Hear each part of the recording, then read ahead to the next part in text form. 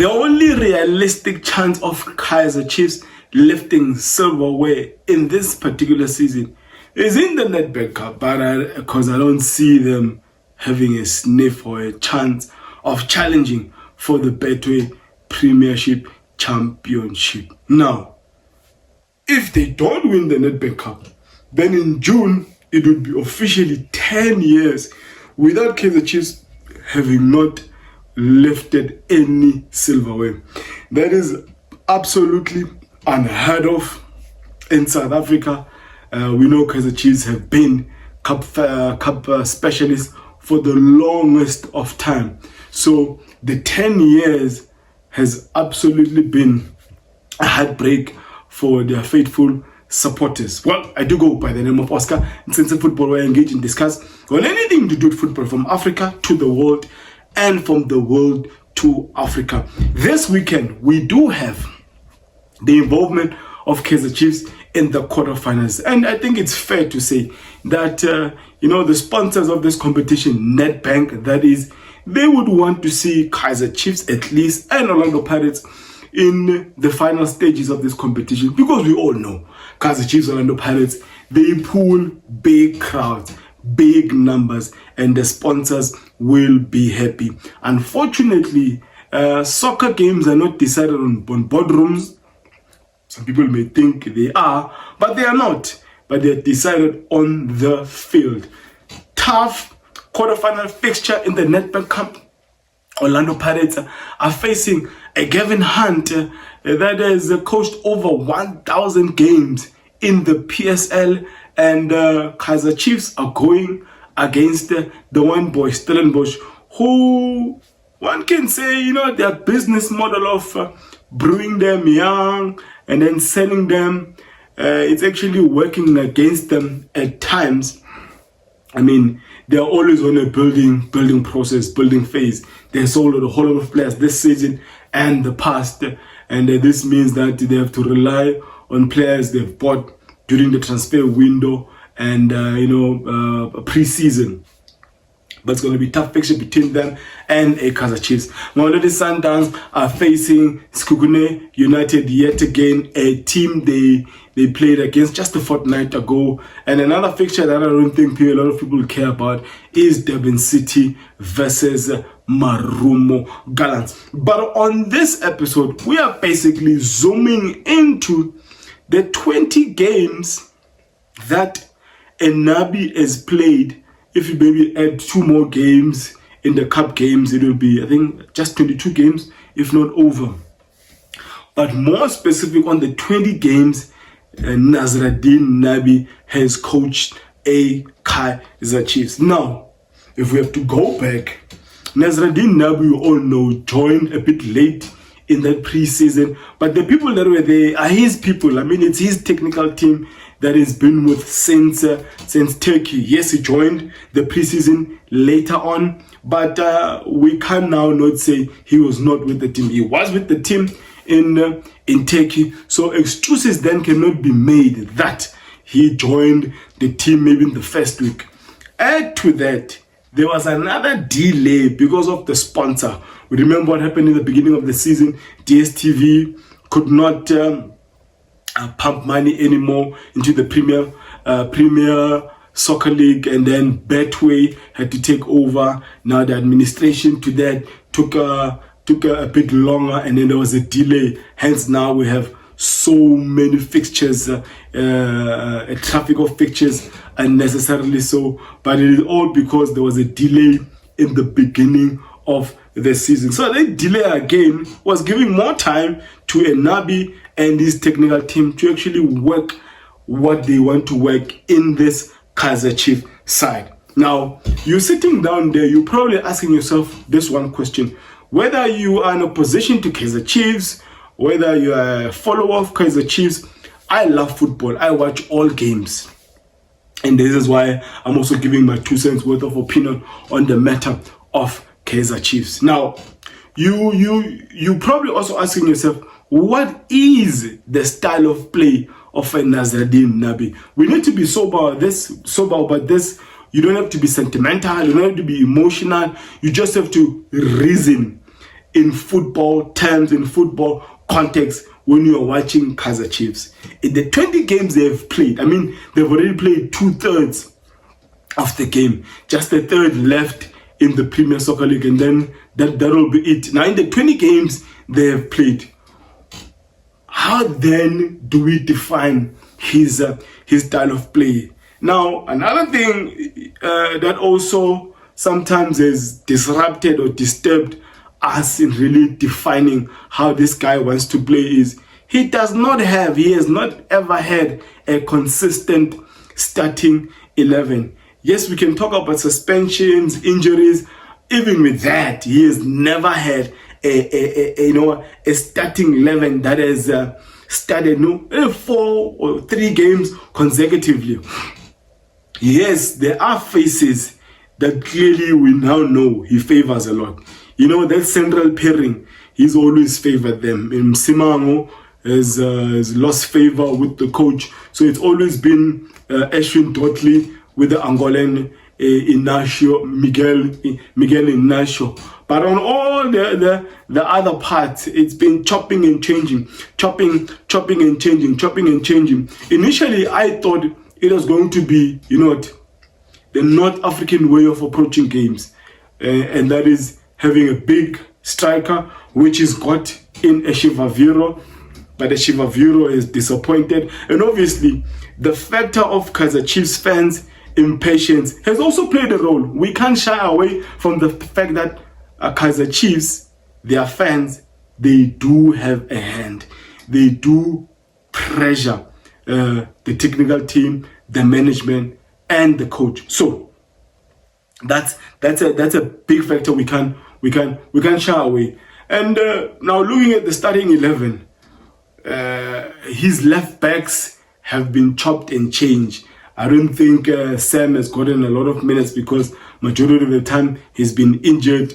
We've got a Bradley Cross, started well, along the way lost form, and then he was challenged, and then come the pressure from the fans. The right back, fairly, we can say, the right back that has started more games than any other has been a Frostler. We see now a Solomons that has come back. Obviously, the formation he has favored a lot has been a 4-2-3-1 formation, and that's another thing. Beginning of the season, it was made we're made to believe that Sibongiseni Mthethwa was not in his plans. He was not his type of player. And if you look at all the type of midfielders they've got, Sibongiseni Mthethwa is the only or proper number 6 or traditional number 6 defensive midfielder who sits and then goes nowhere, protects his defenders. That would be an Inacio and Ashwin Dotley. But the guy didn't have favor with him. Only in the later stages where I think they could not let the guy go during the January transfer window. The guy proved himself, and because of some injuries, the guy proved himself and got a favor again from a Nabi, meaning that now he was no longer going. And now you look at the players they brought in: Inacio Miguel, Bradley Cross, Njabulo Blom from the United States. He has been a shadow of himself. He has disappointed majority of us, because I made a video about this guy when he came back, that probably his main goal, the intention of him coming back to South Africa, was so that he could be considered in that Bafana squad, because Hugo Bruce made it clear that anyone who goes to MLS, he ain't going to be considered in Bafana setup. So majority of the players that are playing there look for other ventures, look for other leagues where they could be considered by the coach. You saw Cassius Mailula going to Wydad, Blom coming back, but for Blom, it has not been good. I mean, he has been a shadow of what we knew of Blom before he left for US of A. And yes, he fits in as a right back to assist if there's someone there. We saw a Blom playing in that right back position in the Soweto derby, and one can say he did fairly well.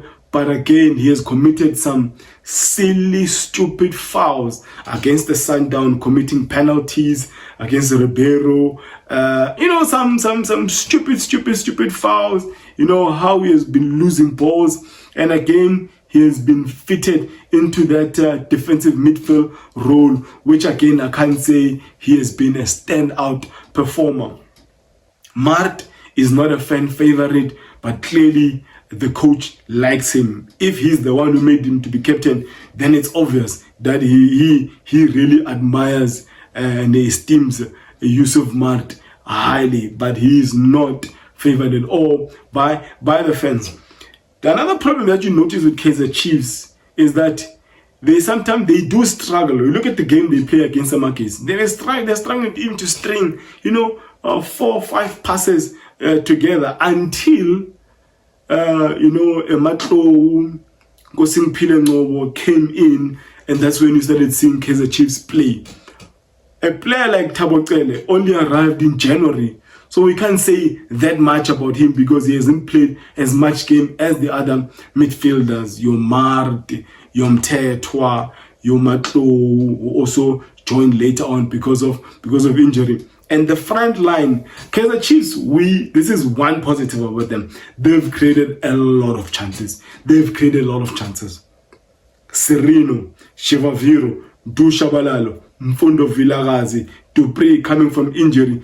But the problem with them is that they have missed a lot of chances. In the Betway Premiership, after 20 games, they've scored 22, but conceded 24. That is a -2 goal difference. That's a very poor from a big team like Kaizer Chiefs. Now you sit down at home, you're asking yourself, what has Nasreddine Nabi actually improved? Look away from the hype. Don't be sentimental. Don't be emotional. What has he improved from the past? 10-1-1, Ntseki, Gavin Hunt, Middendorp, Baxter. What is it that this Tunisian has add on to this Kaizer Chiefs team? Because number one, they're very inconsistent. Against Mamelodi Sundowns, I mean, they stood tall. They played very well. They stuck to whatever plan the coach had painted for them. Against Orlando Pirates at FNB, Soweto Derby, they played well, created chances. Modi, another one who's been wasting chances. We can't say that Kaizer Chiefs have not created clear-cut chances. They have, but putting them away, Shivaviro poor, Dupree poor, Modi very poor.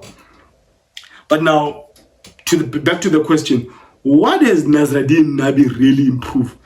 Is he always going to be crying for quality players? It's not as if there's no quality players at Kaizer Chiefs. At times, we also have to look at the tactics, the strategies that the coach is employing with the players that he's got at his disposal. You look at the Sekhukhune United. It's not a big club, no pressure, but they're playing well. When you watch them, you clearly can see what they're trying to do. Now, the realistic chance of Kaizer Chiefs lifting anything this season is the Nedbank Cup, because they've got no chance in that Betway Premiership. Now, what are they going to do?